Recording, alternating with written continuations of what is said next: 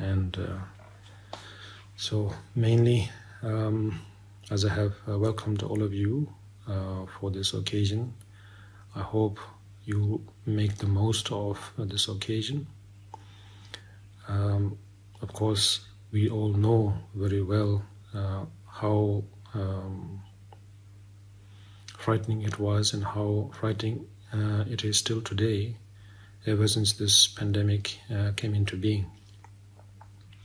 But like I said before, we shouldn't completely give in to our fear. And that is, at least for what it's worth, according to how I see it, is that maybe it's because I haven't yet been infected by it. Maybe after getting infected, maybe I'll have a different outlook. But otherwise,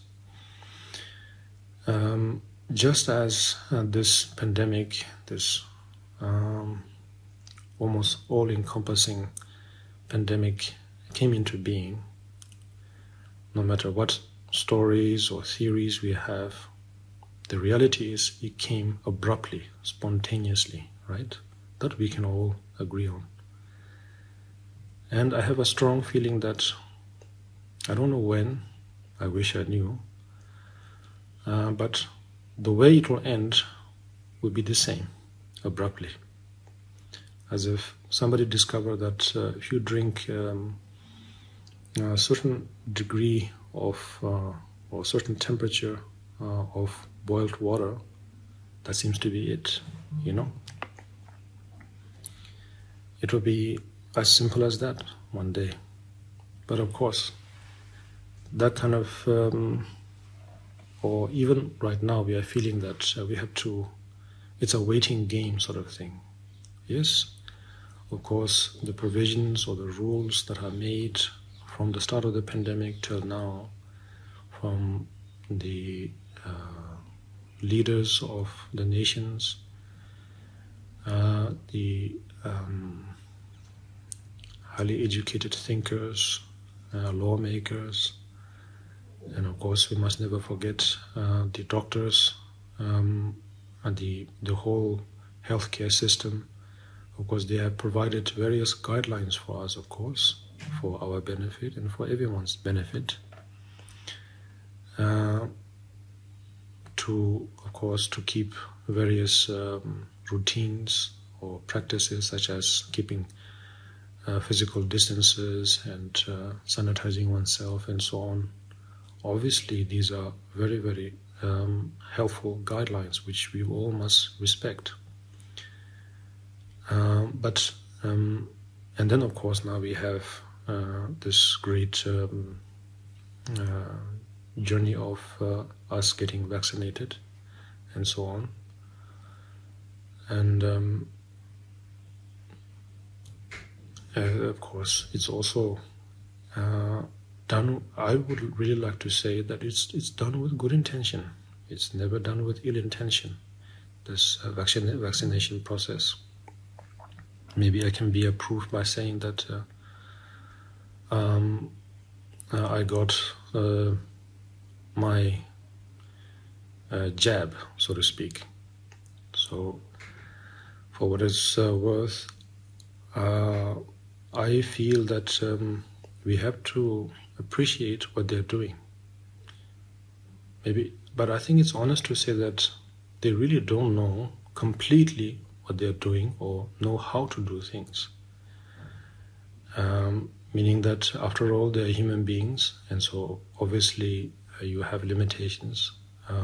You can be great at one particular field, on or in one particular field, but that's the irony of human condition, that when you specialize in one thing, that very specialization makes you ignore the other parts, the other fields.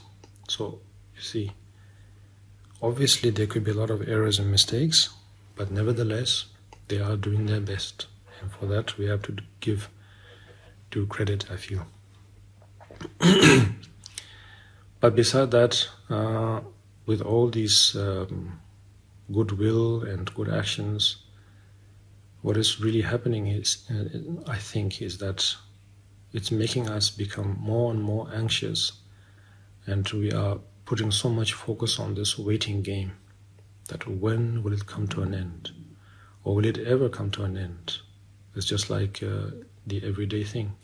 How long will I survive? Pre-pandemic, one could say, we always had that. When will I become powerful or fortunate or famous? And so on. And it's the same thing. And so therefore, it's important not to give into that kind of habit, I feel. That's what I said in the beginning. And that's how I would like to conclude, that waiting game may be enjoyable, I guess, in some ways, but that's not it, I think. What we have to do, particularly as a practitioner, is we have to make the most of this obstacle, this challenge. Realistically, of course, we cannot ignore that it has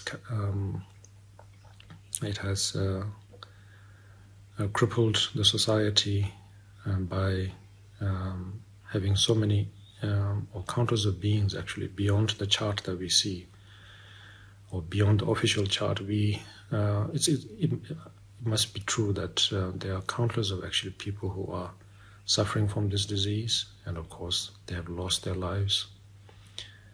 And the doctors and nurses and all the first liners are simply going out of their way, going beyond their limitation, human limitation, and doing things. And so of course it's a reality. It's not just a theory or a conspiracy in any way.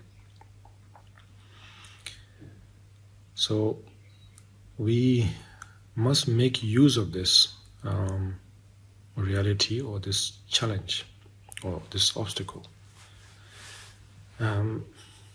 Meaning that, how do I say this? According to the Lojong, the mind training, as I said earlier, first is trying to recognize how inevitable it is to block concepts or rising concepts, and then secondly to transform them. And this is the golden opportunity that we have now.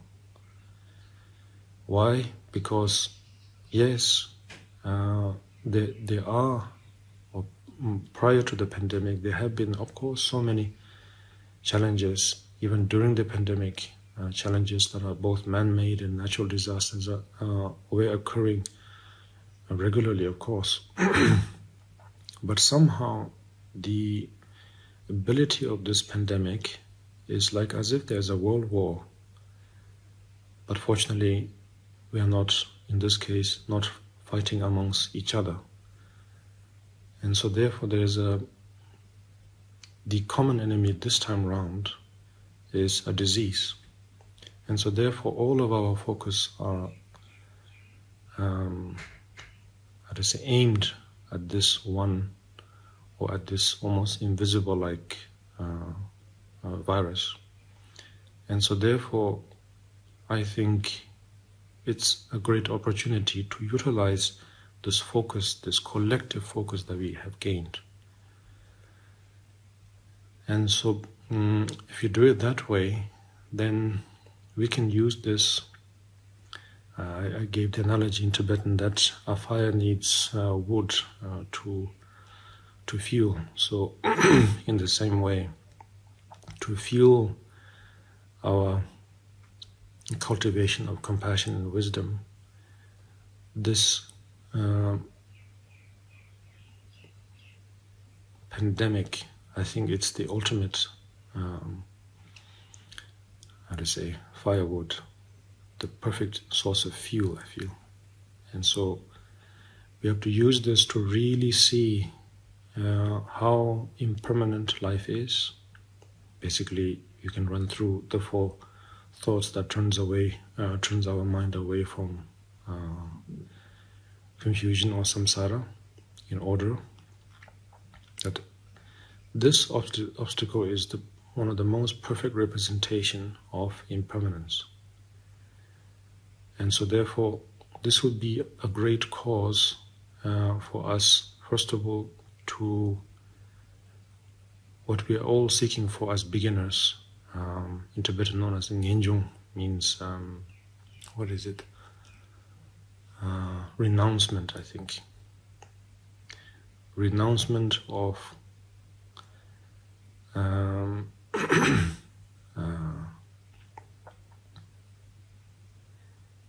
wishful thinking, that this life is permanent, that this life is nothing but pleasure.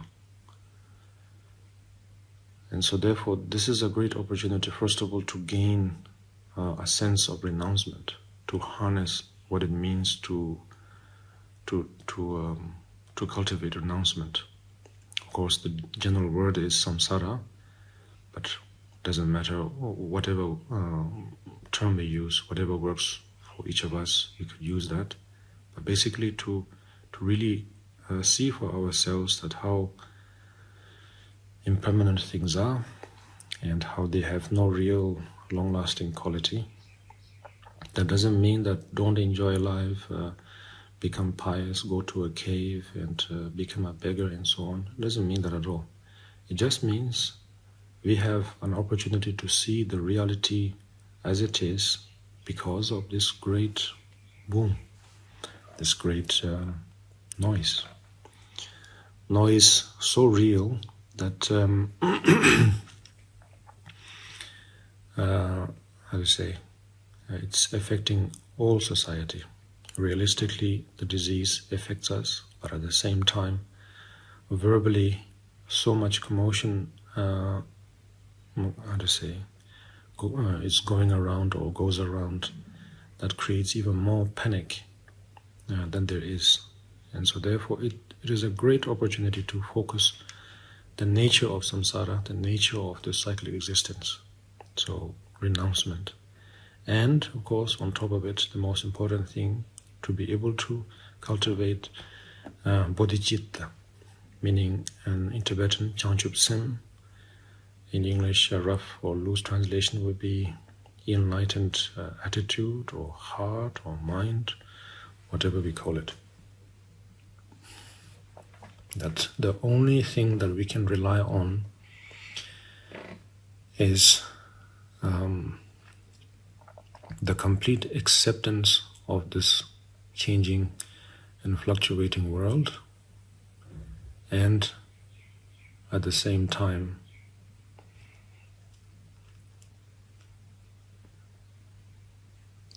the unburdened state of our mind, consciousness. And so therefore, this pandemic is giving us this opportunity to really reflect what life really is, or how precious it is, or how insignificant it is,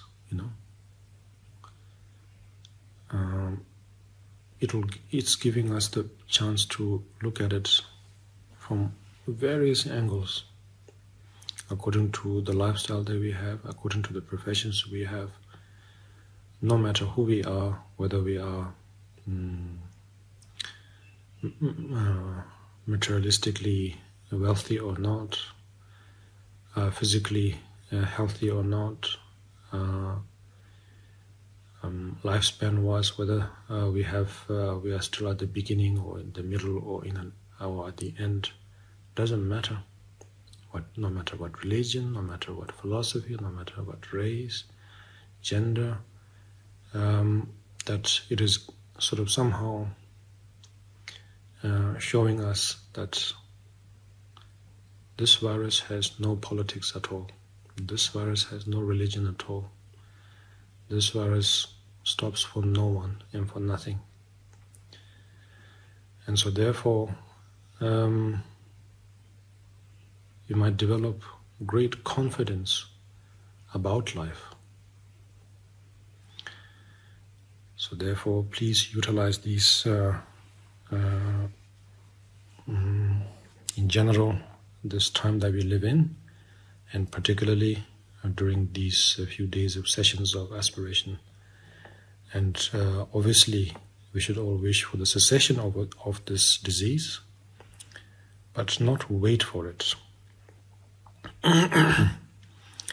Live your life, of course, to the fullest, at the same time, with appropriate amount of caution, of course, so that we don't become, even though we may be die-hard, brave and all, but we have to think of the fellow human beings, our neighbors and so on. So for their sake, or for all sentient beings' sake, take precaution, yet live your life. Don't wait for it. Don't wait for the end. Who knows, if you wait too long, maybe one day, maybe just one day after the end of the pandemic, maybe our lifespan is complete, So that could happen. You never know. So therefore, don't wait for it. Utilize it. Turn it around. It will give you all the energy you need. So now, just to end or to conclude, all that I've said are all my thoughts, my concepts. So therefore, they're not teachings. And this is important for you and important for me to know. If you do that, maybe it could be useful. But what I did say in Tibetan is that in these thoughts of mine that I shared out loud, there are definitely words, perfect speech of the Buddhas and Bodhisattvas in between. And so therefore, they definitely carry blessing, and that will definitely benefit all of you and myself. But beside that, these are just my thoughts.